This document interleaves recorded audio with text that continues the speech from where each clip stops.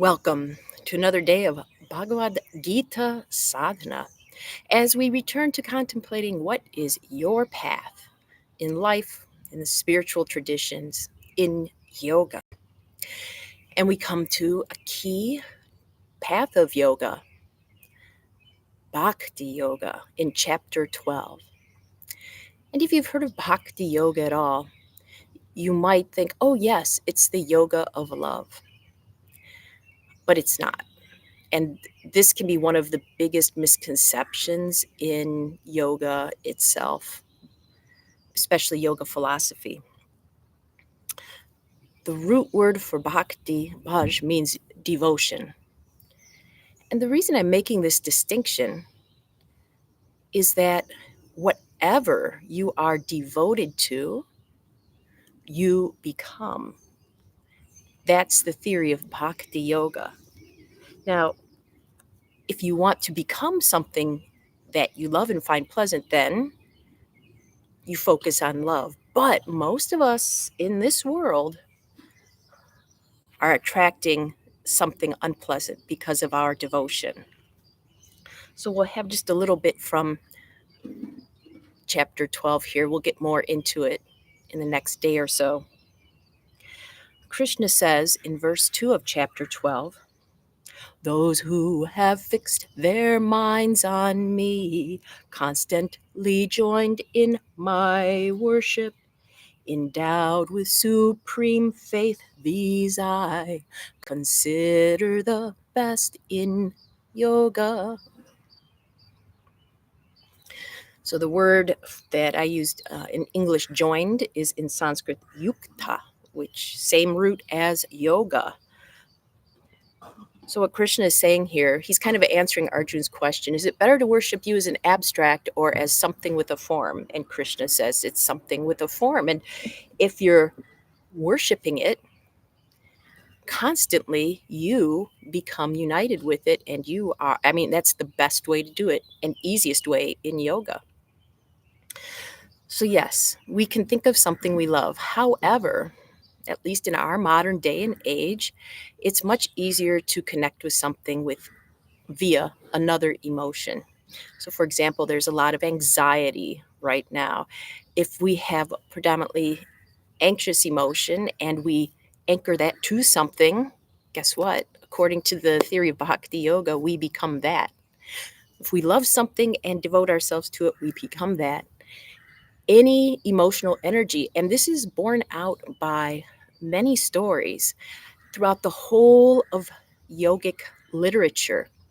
There are examples of Vishnu, either in his Krishna avatar or other avatars, fighting demons. And one of my particular favorite stories from the Srimad Bhagavatam is about a master demon who kept sending his minor demons to try to kill Vishnu. And they all kind of didn't succeed because they had a little bit of self-preservation instinct in them. So they would think of themselves also while they were fighting, like, how do I take care of myself?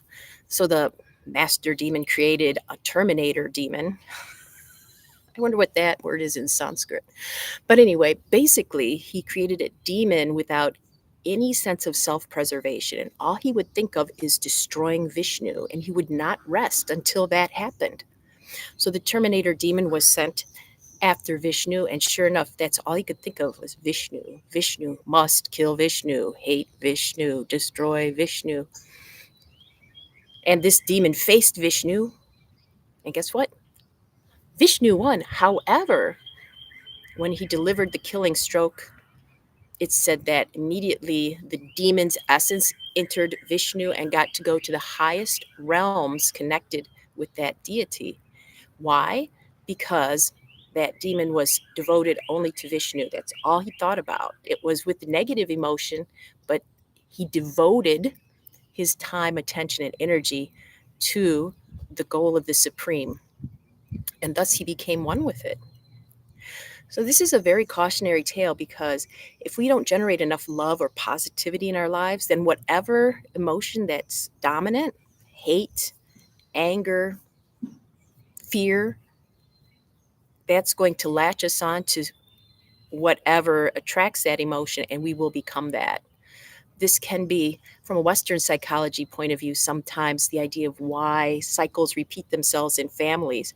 We see a behavior in our parents or our grandparents that we hate, and we swear we're never going to do it.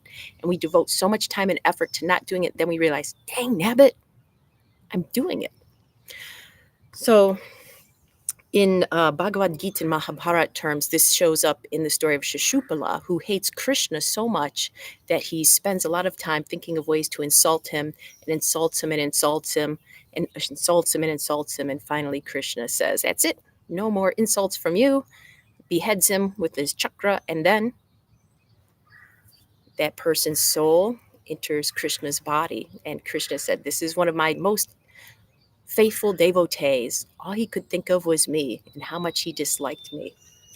As we do our practice today, notice where your attention and energy wander to. Is it to something you love? Is it to something you have another emotional attraction toward? And then perhaps you can consciously acknowledge that and go, great, that's where I'm headed. I'm going to become just like that. Or you can say, maybe I want to be like something else. The choice is up to you. That's one of the big aspects of the Gita. It's choice, and it's up to you. It's what you choose. Let's choose to do some asana, shall we?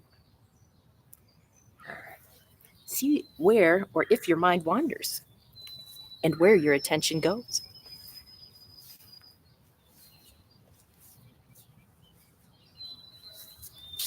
Ooh, I'm tall today. There we go.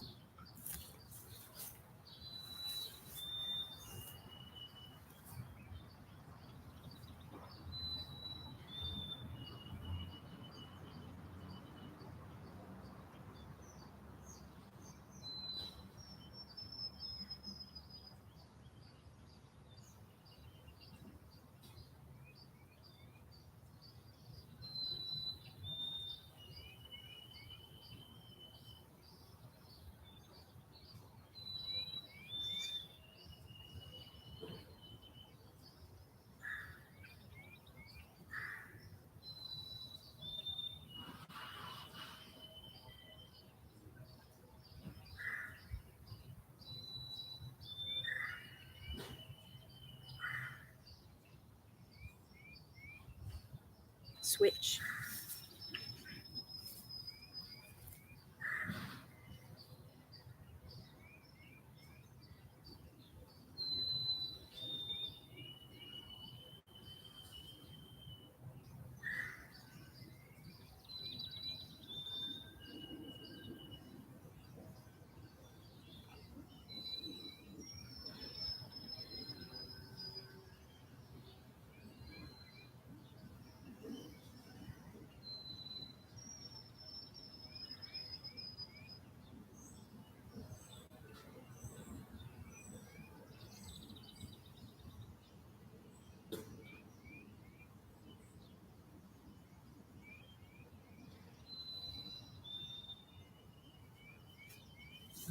Wonderful.